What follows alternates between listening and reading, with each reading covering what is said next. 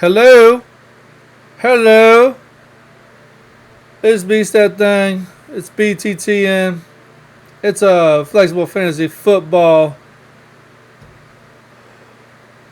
And we're about to get into some rankings, running back rankings, that is. BTTN production, fantasy football, or flexible fantasy football brand. Uh, Almost probably should be offensive fantasy football too, because I'm maybe a little kind of offensive. I think a lot of people are going to be a little offended by what I got going on, what I'm brewing up in this rankings video. But let's get into it. Try to make this one halfway fucking decent time wise. Bam! Running back rankings. We got a top 30 right here. Didn't feel like doing more than that. And I couldn't fit really more on the screen where it'd be like kind of legible or, pretty. Alvin Kamara at 17 might be too high. That one's kind of weird. He's still producing though. I am looking at it in a 2-3 year vacuum. That one's tricksy. I'm not sure about that one.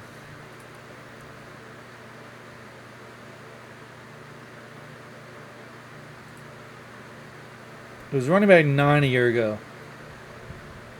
4.17 yards per carry, almost 550 yards receiving on 68 receptions. So in the PPR realm, I mean, honestly, it was like his 1, 2, 3. It was his fourth highest scoring year. I mean, he did that in 14 games. Only played in 14 games, so I don't know. He's not letting up at all at 29 years old. So maybe I knew what I was doing. I don't know. But just on quick glance, just looking at that, I thought Alvin Kamara at 17 was maybe a little too high, but possibly not. Anyhow, we got Etienne, Brooks, Bigsby. Etienne, Bigsby on the same team. I do think Bigsby might be taking over some of that role. Etienne's a good receiver, though, for PPR, so he'll always be there. He also got like a new contract a year ago. Although I think only 2 years might have been guaranteed or something, so they might be able to get out of it after this year. Not really sure.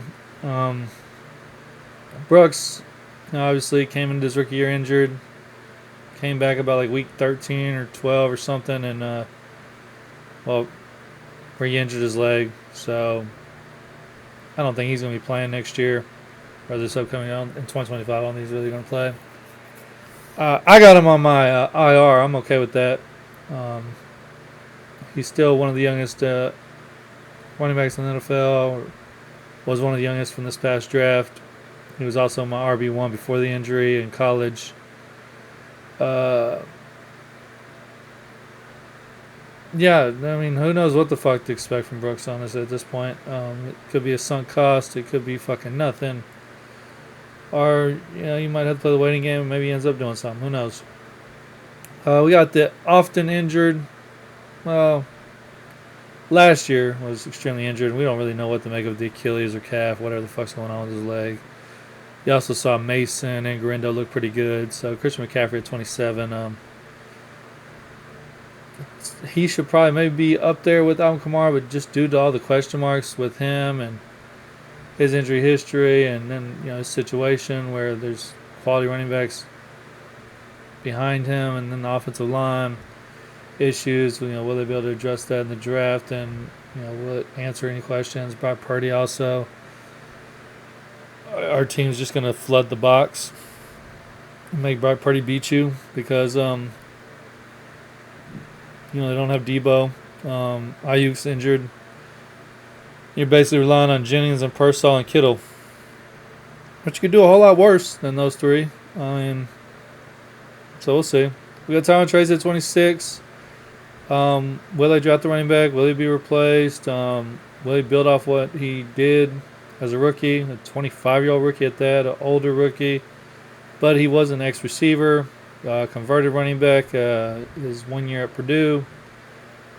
His last year also, I think he was a graduate transfer. to Purdue. Ends up being like a 5th-round draft pick, I think. So the Giants takes the role from Devin Singletary and looks pretty good doing it. Considering, their passing game was awful and there just wasn't a lot of, downfield threats or throwing threats. I know they got Neighbors and stuff, but Neighbors was heavily targeted due to them being behind a lot, and a lot of those were shorter targets. There wasn't a lot of downfield throws because of the offensive line and because of the quarterbacks. Their quarterback situation might not be much improved, where they got Russell Wilson and Jameis Winston. They're picking number 3 overall. So, Shador might fall to them there, but I think with them signing Russell Wilson and Jameis Winston either means they're out on Shador or they're, the Browns are going to draft Shador and he won't be available. So based off that, I can't remember who I had him going number 3 overall. Might have been Travis Hunter.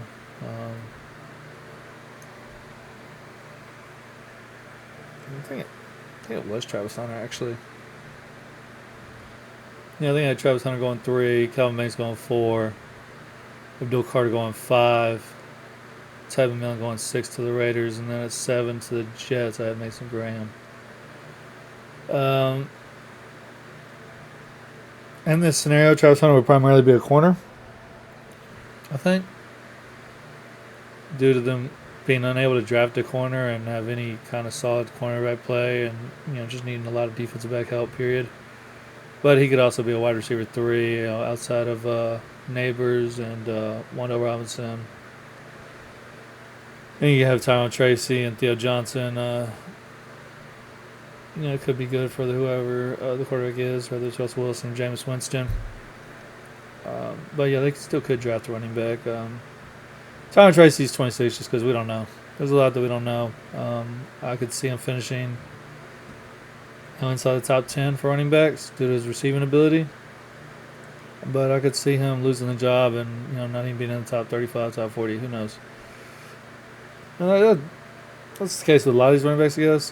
Josh Jacobs, with the Packers. They have Marshawn Lloyd, who was injured all last year. They also had they had some other dudes. I can't think of their fucking name, honestly.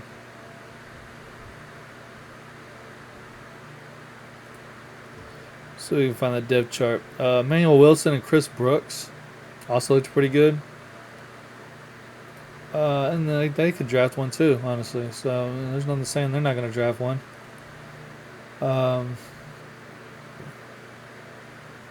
But Jacobs in a 2 or 3 year window, he could be way higher than this, honestly. He looked pretty good with the Packers. What was he? And he was running back 6, 293 fantasy points, his second most. He had 327 in 2022 when he was RB3.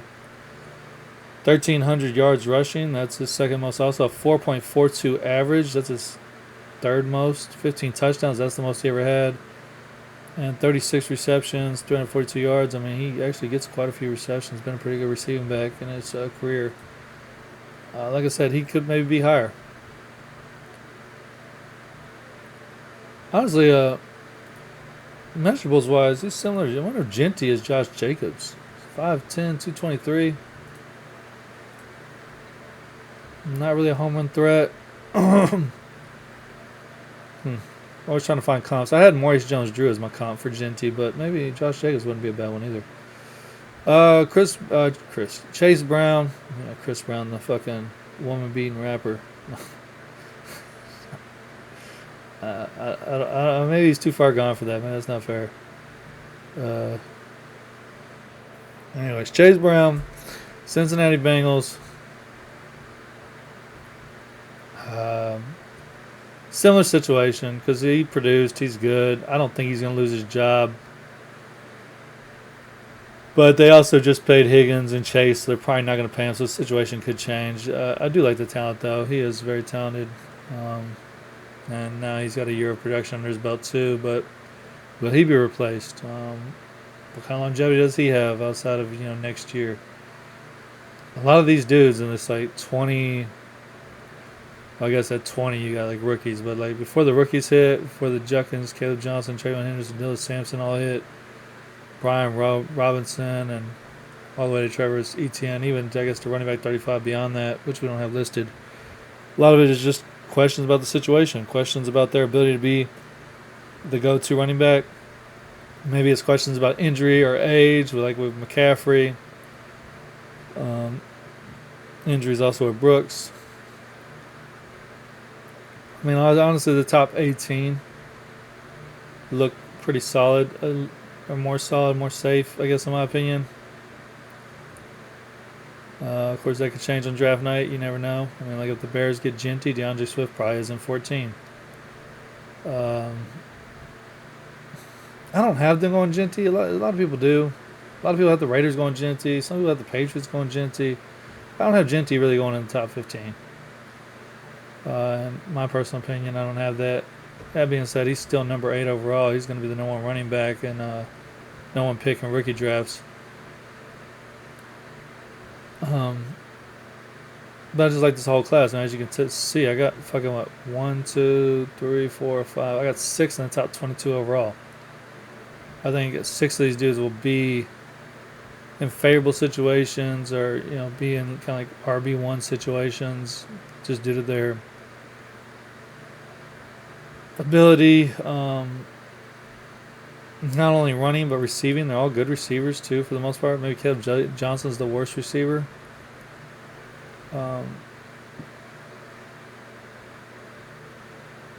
But all the others are really good receivers. Really good size, really good speed, good lateral quickness, good vision. Runs through contact or doesn't fall down at first contact. These dudes are all 3-down backs, heavy volume backs.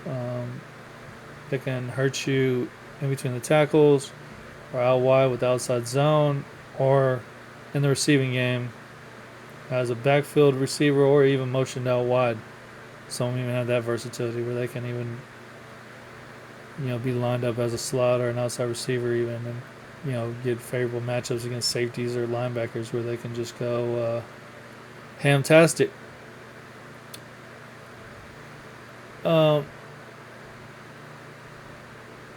Now, I guess we got Brian Robinson next with the Commanders. Yeah, I do think they might get a running back. I could see him being replaced. Also, Eckler's there, and he's kind of taking over the third 3-down back role. You got a mobile quarterback in Jaden Daniels, too, so I like Robinson. I think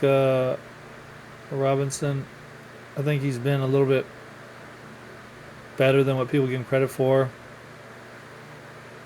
considering he had to come back from a gunshot wound too. I guess at a nightclub in his calf. And he missed 6-7 weeks his rookie year, but he's been really efficient. He's been quality running back honestly his whole career. Got good size. Decent quickness, decent acceleration, decent speed, good enough hands. He's actually a better receiver than people give him credit for, I think. Of course, when you got Eckler, that's going to be the priority receiver at the running back position. We halfway talked about the rookies. It's hard to talk about these guys without having a team. But yeah, 19 to 22, you got Juckins, you got Caleb Johnson, you got Travion Henderson, you got Dylan Sampson. They're kind of ranked how I ranked them. Honestly, they're all back to back because as prospects, I think they're basically the same tier. Juckins could go higher on this list. Maybe Dylan Sampson could go lower on this list. I don't really see him going lower though. I feel like they can only go higher. Juggins is probably closer to Marion Hampton than he is to Caleb Johnson, in my opinion, as a prospect. But Chinty and Hampton are being looked at as first-round draft picks now, so I guess I'd take that into consideration. I feel like if you're getting first-round draft capital, you're that team's starting running back hands down, whereas the rest of them might get second round, and that means there could be like a committee or there could be a waiting game. There could be a little bit more competition. But honestly, I like Juckins a lot. Juckins probably should be higher than 19. It's just without having the draft capital or location, it's a little hard to put him higher than 19, I think. And then the other four, Johnson, Henderson, Sampson, Or the other three, I guess. Johnson, Henderson, Sampson. uh, yeah, I mean, I feel them all kind of in the same tier. Henderson, because of his receiving ability and home run ability, he might be a little higher. Sampson went off ran a 4.46 though too at his pro day. He's a really good receiver. I really like him a lot. And Kevin Johnson, he did pretty good things at Iowa. Might have had a good offensive line. Might have had a lot of yards before contact, but he still had vision. Still broke tackle. He had a lot of missed tackles, a lot of yards after contact. Now, when you're able to get rolling, get a full head of steam behind you, it makes it a lot easier to run those arm tackles. So maybe if his yards before contact was a little worse, he might not have looked as good at Iowa. Maybe if he wasn't able to get the legs churning and the momentum built up, because he runs a 4.57, I think 40, which is not great. But for running backs, it's not the worst. Karen Williams ran slow. Aaron Foster ran slow. You don't really necessarily need the top end speed to be a good running back. The 3-cone, the 20-yard shuttle, and maybe the 10-yard split are the most important things for running back. When you take into account combine measurables. So I'll just keep that in mind, I suppose. Where am I at?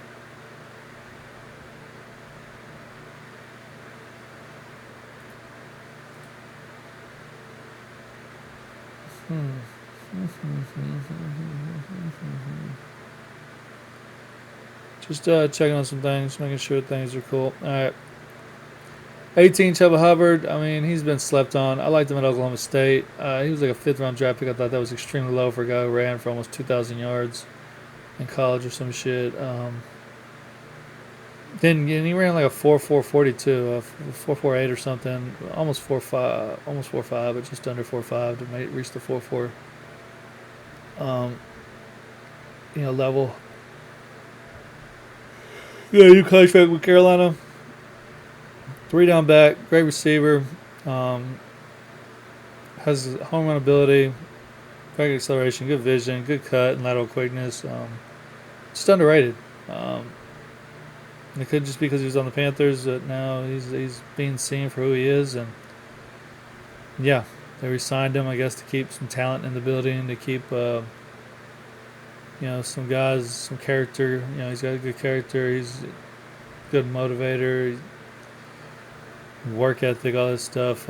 So keeping him in the building for just to reward him. To can't just let people like that walk out the door. Can't just make them expendable or whatever. You have to embrace certain people like that and just build a culture and build a high floor, and that's kind of what they did with him by giving him that contract.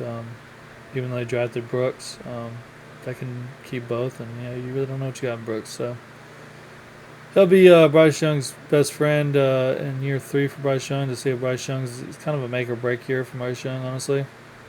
For the Panthers as a whole, I guess too. I mean, I could see Canales being out after year 2 if things don't improve. A lot of pressure on the Panthers. They got to get this draft right. They got to get this season right. And they're in a winnable division with the Saints, the Buccaneers, and who else? Saints, Buccaneers, Panthers, and I'm drawing a blank. I looked too close on my light too. I got a fucking blur. Maybe they're on here. Let's see. These teams. Falcons. There they are. Bijan was the Falcons. Falcons are in that division. ATL, baby. How could I forget about ATL? It was a movie called ATL. Anywho, going to someone else in the division. Alvin Kamara. I already talked about how maybe he might be too high, and maybe he's not. I don't know. Maybe he could be higher even. He's coming off one of his better years. That coincides with their quarterback situation just being awful.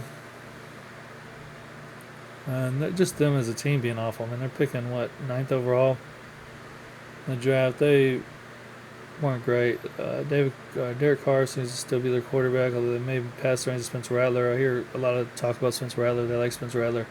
I liked Spencer Rattler. I thought he should have been drafted ahead of the 5th round or 6th round last year.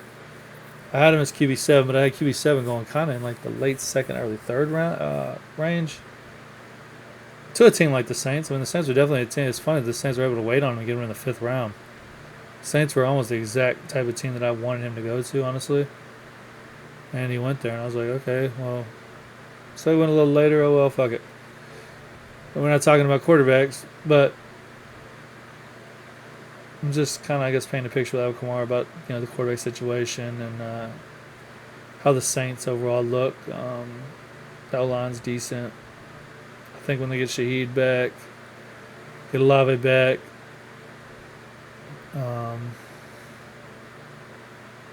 they'll have some weapons. They'll have some decent receivers.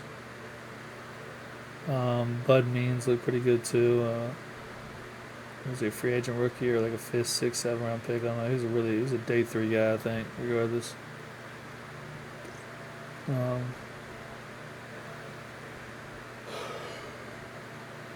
He's 29 years old. In a 2-3 year window, I don't know. He could be in this range still. Anyways, at 16 we got Montgomery, the 1-2 punch. I guess the hammer. So the hammer and lightning of the Lions. Although Gibbs really looked good. That's why he's my running back 1. If he gets the volume, if Montgomery gets injured or just whatever, I mean, he can handle the volume. He can handle the touches. And honestly, the more touches he gets, he does not lose efficiency at all, which I guess maybe the Lions have paid attention to. They're going to have a new offensive coordinator. Either way, Dan Campbell loves Montgomery. They re-signed him. They signed him to an extension. They kept him even though he's injured. They didn't release him. They didn't do something which they could have. Kind of the same thing, I guess, that was going on with Chuba Hubbard. He's the kind of guy you want in the building. He's a culture guy. He's a culture builder, reliable. Does things the right way. He's got that blue collar mentality, that hard work ethic that Detroit's kind of built on as a city. Identifies with the city, identifies with Dan Campbell, the coach, and he's going to be there, and I guess as long as he's there, he's going to get some fucking touchdowns, and he's going to get some production, so I put him 16. Even if he does leave the Lions, though, I like him as a talent. I mean, I was a fan of him on the Bears. Was he a 3rd round draft pick, I think? Just the Bears suck. So, you weren't able really to see it with him on the Bears. You've seen on the Lions, and the Lions are really good, so that's also kind of skewed a little bit, which is also why I like Jahmyr Gibbs, because Jahmyr Gibbs, I mean, handling the volume that Dave Montgomery, once had before he got injured. I mean, Gibbs just took it to a whole nother level. He showed Montgomery very well might be the floor and, what the ceiling could be, which is really cool. 15, we got Bucky Irvings. I was surprised by him as a rookie. I did not expect that from him. He ran a slow 40. This is another dude who did not really kill the 40, kill the combine measurables at all. At all. But he basically took the job from Rachaad White, who's not on this list. I think Rachaad White was 31 right after ETN.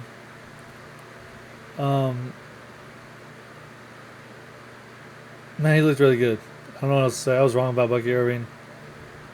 I remember looking at him in college and thinking Jordan James looked better than him. I was like, and Jordan James did have like better efficiency or better metrics in the same offense, the same offensive line. And then he goes to the Buccaneers, and I'm like, yeah, Rachaad White's there. Even Sean Taylor's pretty good. Ex-Syracuse guy. I think it's Sean Taylor. Sean Tucker. Sean Tucker. Sean Taylor, I think, was a really good safety. He played for the Commanders, who I liked a lot. But Sean Tucker was there. I think number 44. A little acre shaker.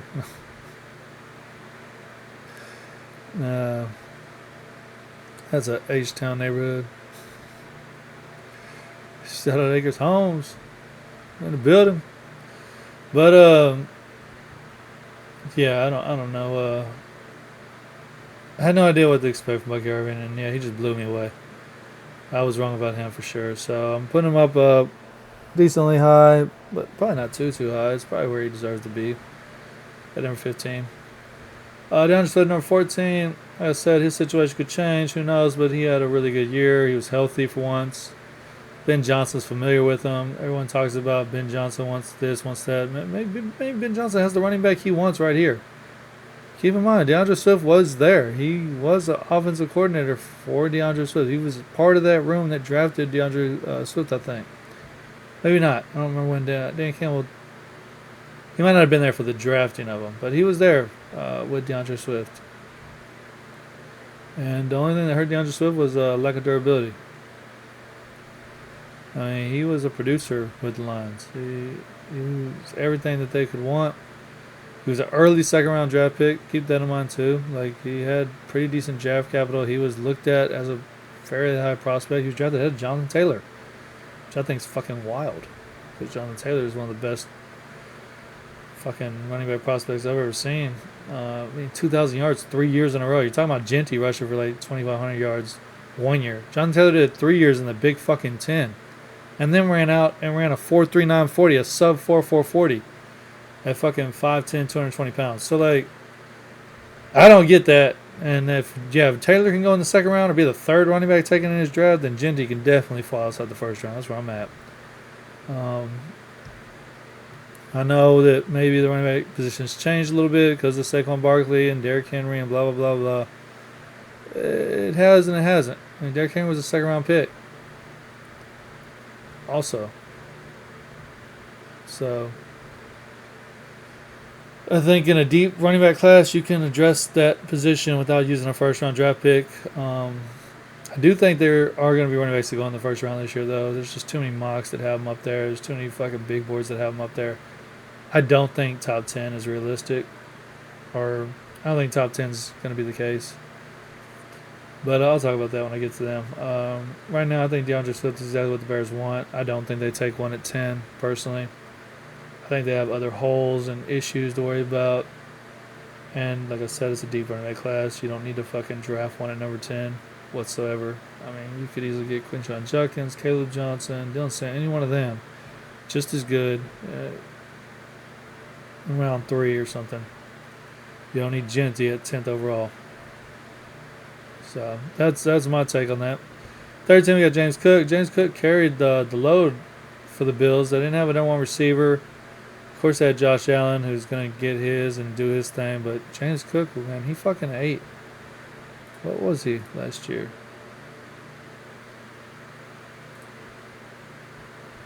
In 16 games, he was RB8, 266.7 PPR fantasy points. 2 back-to-back years with 1,000 yards. The big difference was the touchdowns, though. He had 16 touchdowns. 14. He had a little bit less receiving, but he has the ability to be a receiver. He's shown that. Almost 5 yards a carry both the last 2 years. He's 25 years old, going into year 4, I guess. Yeah, I think James Cook might just now be hitting his stride. He'll be due for a new contract here soon enough. We'll see what they give him. They also might draft the running back because of that. Maybe the contract ends up being more than they want to spend. And if you are in that situation, this is the year to maybe draft a running back or replacement and find good replacement value, maybe with a mid to late round pick, because this running back class is just so deep. He's talented enough that even if he's not on the Bills, I still like him personally. And with Josh Allen, he still has a lot of tread on the tires. But we'll see. Kenneth Walker, number 12. Yeah, you got Zach Charbonnet, but Kenneth Walker's clearly the dude when he's healthy. But no Geno there. You got Sam Darnold now. You got no DK Metcalf. I don't really know. The offensive line's not great there either. Didn't have a lot of yards before contact, really. Don't know what to make of the Seahawks. I don't know if they draft a running back, considering they've spent 2 second-round picks on Kenneth Walker and Zach Charbonnet basically in back-to-back years, 3 years ago. I think Kenneth Walker's going into year 4 as well.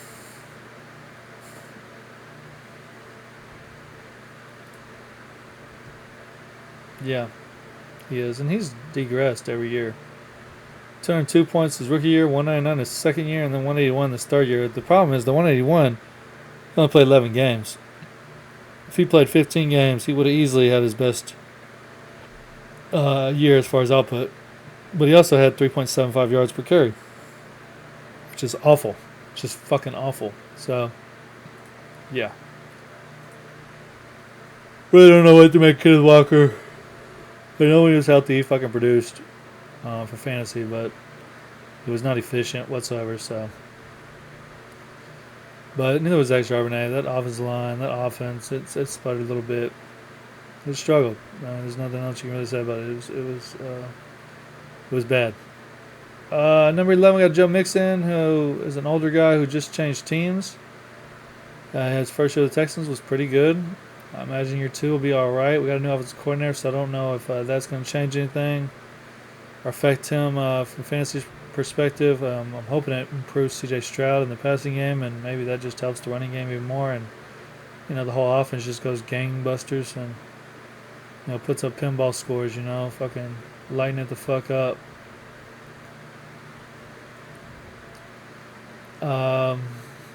Good receiver. I do think Texans draft a running back. I don't know when or where exactly. Probably day 3, maybe day 2.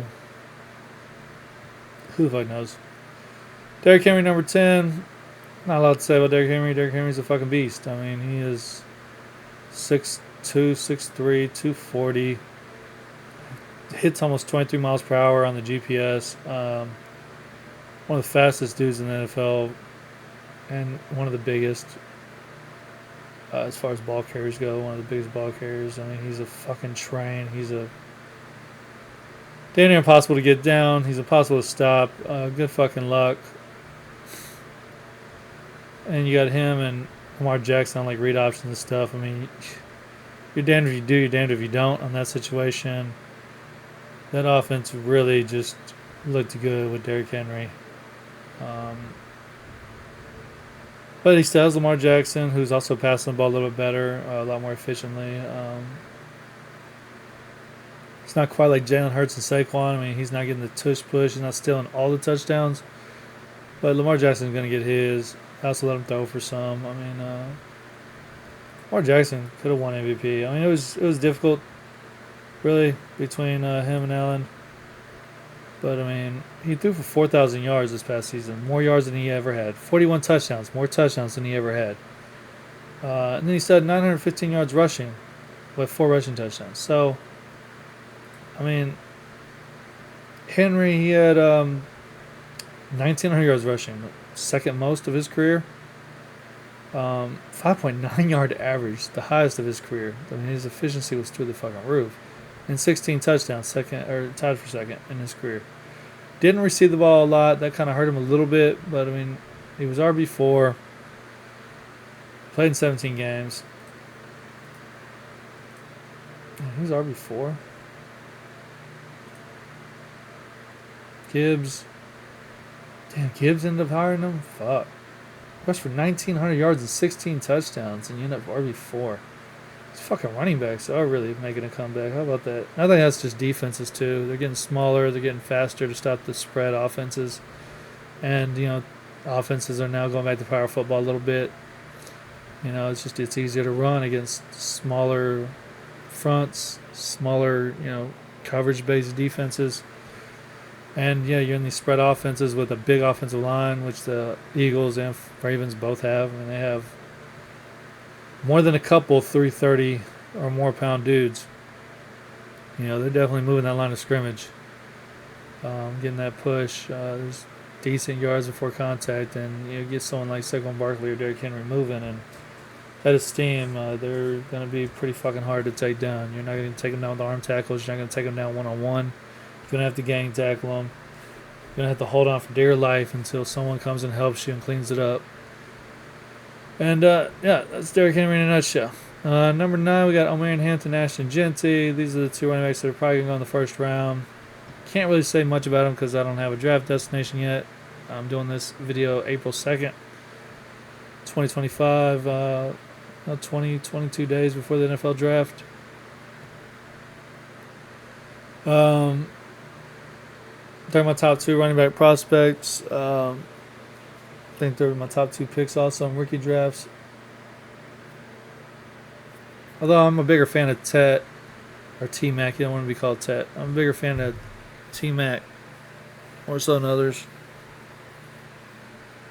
Sorry. Somehow my eyes right there. My contact or something. I don't know, something happened. I'm having a stroke or something. Stroking out, dog. Stroking. Number 7, we got Jonathan Taylor. Colts. As a talent, he'd be closer to the top of this list, but because of his situation and whatever the fuck's going on with A-Rich or Daniel Jones, whichever one ends up being the fucking quarterback, you don't really know what to expect too much. A-Rich is definitely a fucking cock block. He's going to fucking steal those touches, get those goal line carries, kind of like Jalen Hurts with the Eagles. The only difference is they don't have the volume to where, it can support Jalen Hurts and Barkley. And Barkley also creates his own by taking 60 yarders to the fucking house. I mean, no one had more breakaway runs or home run runs than Saquon Barkley. Jonathan Taylor's also capable of that. But that offensive line that used to be led by Quentin Nelson, which is still led by Quentin Nelson, just isn't what it used to be. And yeah, I mean, with A-Rich, defense is going to make you beat them with his arm. They're going to make you beat them by throwing the ball. That defense also isn't great, so you may have to beat people by throwing the ball because you're going to end up behind possibly and playing from behind a lot. This is kind of like Saquon Barkley on the Giants. It's not the talent. It's not Saquon Barkley's bad. It's just the Giants were bad. This is kind of where we're at with the Colts. The Colts are just not great. He's not a lot of quality touches. He's not used as a receiver enough. He's not running into light boxes because people are respecting the pass or downfield threats, which is really annoying because they do. They have Pittman. They have Downs. They have Eddie Mitchell. They have Alec Pierce. They have some fucking wide receivers. They have some threats out wide. And defenses don't even have to fucking respect it because Anthony Richardson's fucking joke. He's fucking tired. I don't know. Not his fault. Shouldn't have been picked 4th overall. I don't know what the fuck the NFL was thinking. Dude had fucking 14 starts under his belt. Doing backflips at a combine. He lit the combine on fire. He had one of the best combines ever. And he looked good as a thrower at the combine. I get it. But, that's against air. There's no defense there. That's predetermined routes and situations, and anyone can train for that. That's why dudes at their pro day look really fucking good usually. You better look fucking good. I mean, shit. Same thing at the combine. I mean, the only difference is you're not familiar with the receivers, but still, you know what they're going to run. You're going up against air. There's no fucking defense. No defenders. Whatever. And now you're seeing the repercussions out of that. I mean, I do think Anthony Richardson will probably lose the job early in the year unless he really has a 3-year bump. I mean, I, for one, was one that's like, surgery on your throwing shoulder isn't a cool thing. Not to mention all the time you missed. I mean, you already were hurting for starts and playing time and, reps. You play fucking 6 quarters, 8.5 quarters, and then you're injured for the season and you miss your whole rookie year with surgery on your throwing shoulder. Then you come back in year 2 and you're fucking tired. You're patting your head. You're sitting. No, I can't go in. I choose not to go in. What you dig? Bitch, you don't have a say in that. Get your punk ass out there. Fucking do your goddamn job. So who the fuck are you? So Taylor's got to deal with all that shit. And coincidentally, he's got Daniel Jones, who's I guess the savior if he ends up in trouble, which didn't save Saquon Barkley at all. So. Yeah, he may just need to leave the Colts, truthfully. End up in a situation somewhere like Mixon with the Texans or something, or Henry with the Ravens, or Barkley with the Eagles. I mean, there's situations out there where if Taylor went there, he'd be top 5, top 3. But the Colts didn't one of them, so he's number 7. Number 6, we got Karen Williams. The dude performs. He wasn't efficient at all last year, though, but he kept Blake Corum on the sideline. I don't know if they're going to give him a contract or not. I feel like this might be his last season there, but he's going to still have Matthew Stafford. He's going to have the Puka Nacua. He's going to have Sean McVay as the offensive play caller, offensive mind, running the helm.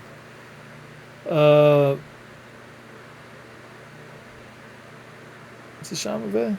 Why does that sound weird? I want to say Timothy McVay, but I think Timothy McVay's an actor or something. Anyways, he's got McVay. A little young dude still holding out from TV. They've been talking about him retiring the last 3 or 4 years, and he very well might retire soon. I think that hurts Matthew Stafford picking a cool more so than it hurts Karen Williams, but it definitely hurts Karen Williams too. I think Karen Williams will eventually move on. I don't know if he'll keep the same role though. He might be one of those guys that's a system running back that, he goes to another team, you're like, oh, it was the Rams, it was McVay kind of carrying him. So that happens though, he's RB6 because whoever the running back is for the Rams is going to produce. It's not much different than the 49ers with Kyle Shanahan. And like I said, McCaffrey's only that low because of injuries and because of the emergence of Mason and Grando. Even though Mason's at the Vikings now, the fact that it didn't matter who you put in that backfield, they produced, and you got quality touches, you got good performances from. I think that maybe hampers McCaffrey a little bit with his injury concerns and his contract. You could easily maybe move on from him or rest him, if his calf or leg isn't ready. I thought I heard some shit that it might even be his quad now, that he's having injuries in other parts due to compensating or not working out or not being as fresh. Mind you, this was in season.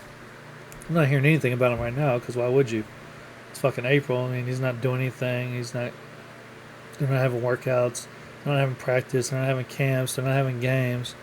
So we don't know what the fuck's going on with McCaffrey, but last we heard he was healthy and doing okay-ish. But because of that, I got to wait on there.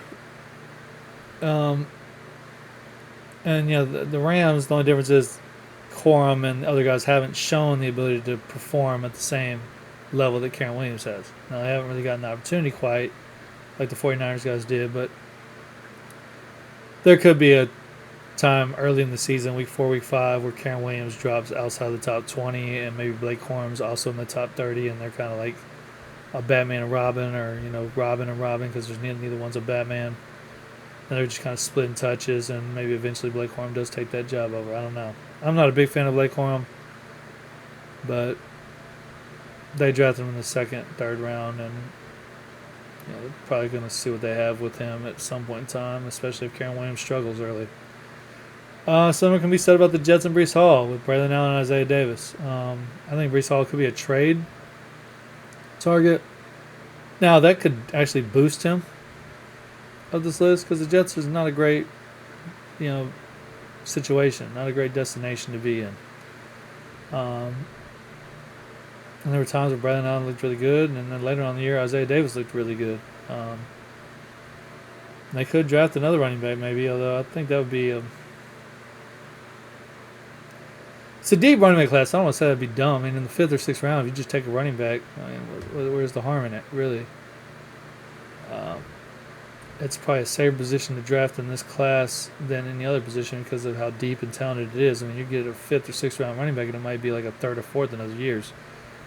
You can't say that about other positions. I mean, you might draft a 5th or 6th round DB or defensive lineman, they won't even make your roster. So if you want to draft someone that's safe to make your roster this year, 5th or 6th, 7th round running back is probably the best thing to pick that would probably make your roster. The thing is, then you're going to have 4 running backs, and it's like, I don't know. I mean, maybe you just start cutting some people, you have some attrition, or maybe it makes Breece Hall expendable, and you just take what get whatever you can get for him. Because he is a talent. I mean, he's very talented. He's a 3-down guy. He's a great receiver. He's a home run threat. He's made dudes miss in a phone booth. He's legit. He did have that injury his rookie year. Just kind of kept him from rookie of the year. He was definitely going to win rookie of the year if he didn't get injured. Ultimately, he ended up going to his teammate, Garrett Wilson. And what a draft that was to have the top 2 rookies basically, and you haven't done anything with that. You really killed the draft with your first and second round pick, where you hit home runs basically. They both just looked insane before one got injured, and now the other one's kind of got injury issues, and neither one's producing. But you got Justin Fields there at quarterback now. Got Aaron Glenn at head coach. Aaron Glenn's a defensive guy, but he just came from a really productive offense, from a productive team, from a team that really built it from ground zero, from the ground up. Had to start over, and the Jets might be in the same boat, and that's where I like Aaron Glenn, because he was there for that. He experienced that firsthand. He's also just got a ton of fucking experience. I mean, he was, I think, an expansion pick for the Texans when they were just starting out, so as a player, he experienced it too. He is from Houston, so I think Nimitz High School. What's up? Blue and gold off the Hardy Toll Road, baby. Blue and gold off the Hardy Toll Road. Y'all don't know nothing about that. Get your GPS, your Google Maps out, and learn something. Motherfucking Nimitz, baby.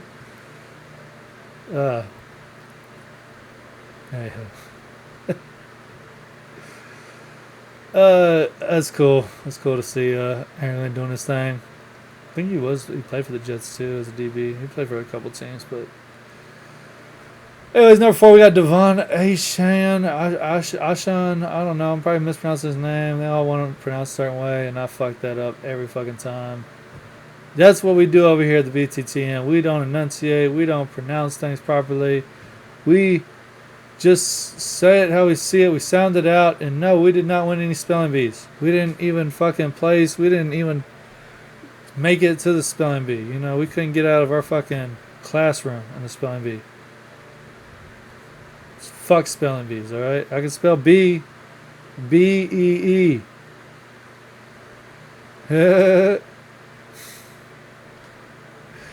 Anyways, Devon Ashan's here. They needed to get that offensive line. I mean, he was abysmal as a running back. Everyone for the Dolphins was. He's really up here because of his receiving ability and home run ability.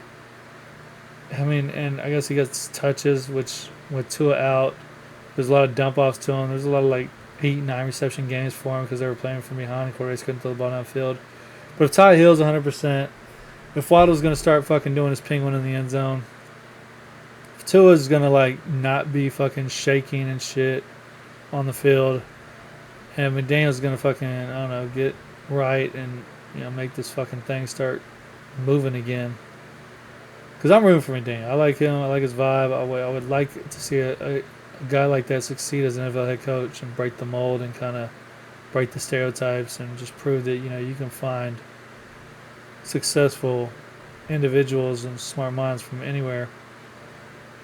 But sadly, he does seem to be missing some of the fire or aggression, or he says the right things in interviews, like it's a performance-based industry, a performance-based job, results-driven, and if you're not the ones getting the results, then you'll be let go and all that, and he knows that, but for some reason, he doesn't seem to have the ability to really light that fire or hold these dudes accountable, really get these dudes to run through brick walls all the time. Early in his career he did, but it seems like it's got played out a little bit. I don't know, like his style or something is too lenient or too off-based. I don't know. And you've had people leave and kind of criticize it a little bit too, which is never good. I mean, it's cool to get rid of that. Yeah, you don't want that in the locker room, so it's nice to identify that and get rid of that fucking cancer, but maybe the cancer is the locker room and not that individual. I don't know. Either way, they got to get some push in the line of scrimmage. They definitely got to fucking get better yards before contact metrics and shit like that. Doesn't matter who the fuck's around the ball. If they're getting touched at or behind the line of scrimmage, it's going to be difficult. Start using motion again. Of course, that comes with Tua because, if you have motion, that's built on timing. It's built on a lot of things, and not just any quarterback can do that. You have to have a smart, educated, experienced quarterback who can do all the motion that you want to do and all the snap counts, all the timing-driven plays and, movements. And with Tua healthy, it gives them the ability to do that, and a lot of their offense is built on that. So hopefully it works out better for him. He's number 4. He could easily fall down this list though. Jalen Wright could maybe take over to him behind Jalen Wright. Some people have him drafted on running back. I don't really. At least not early. I mean, yeah, once again, it could be a 5th, a 4th, 5th, 6th rounder, and you could get a quality guy. But I think Jalen Wright is solid. I think Jalen Wright's the type of running back they want. And A-Chain too. They did let Monster go, though, so they might want to replace Monster with someone. I think they still got Jeff Wilson. I'm not sure. They just have so many other issues. Offensive line, maybe wide receiver, depending on what's going on with Ty Hill. He expressed he wanted out, then he changed his mind. Trying to do that porn, but I guess couldn't afford all the Blue Chew. I don't know exactly what's going on with him. You couldn't afford the Blue Chew, David. Better talk to him about that Blue Chew. David here, he's been trying to take Blue Chew for a minute, but that thing's still limp as a fucking fish. Just a fucking little fucking limp motherfucker right here. Anyways, top 3 are pretty self-explanatory. Saquon Barkley, this dude almost broke the single-season rushing record. He could break the touchdown record too if they get rid of the tush push. I mean, think about all the touchdowns Jalen Hurts sniped from him that might be going his way if they ban the tush push. I mean, Saquon Barkley probably should be topping this list if that happens.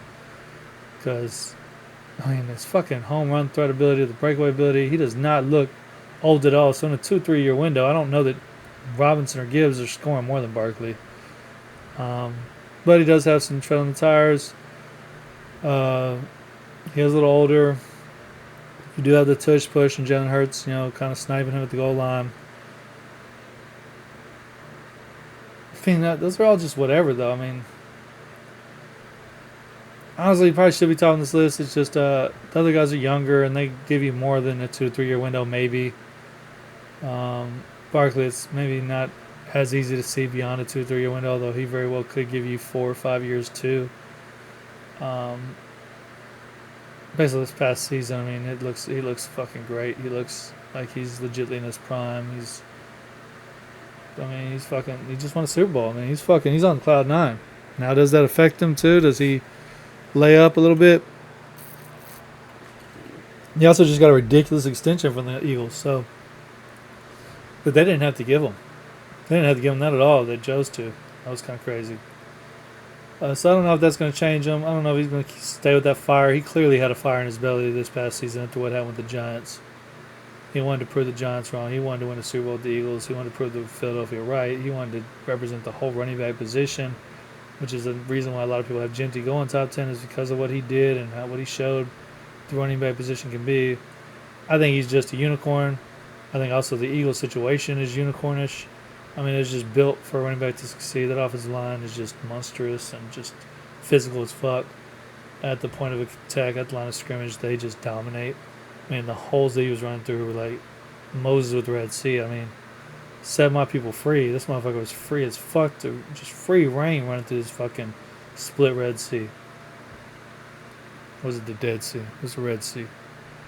Dead Sea is like sand or something. I don't know. It's like it's got so much salt. It's like I don't know. What am I, a geography major? Fuck all that. Anyways. Fuck the biblical bullshit. Fuck Mediterranean or Mesopotamia.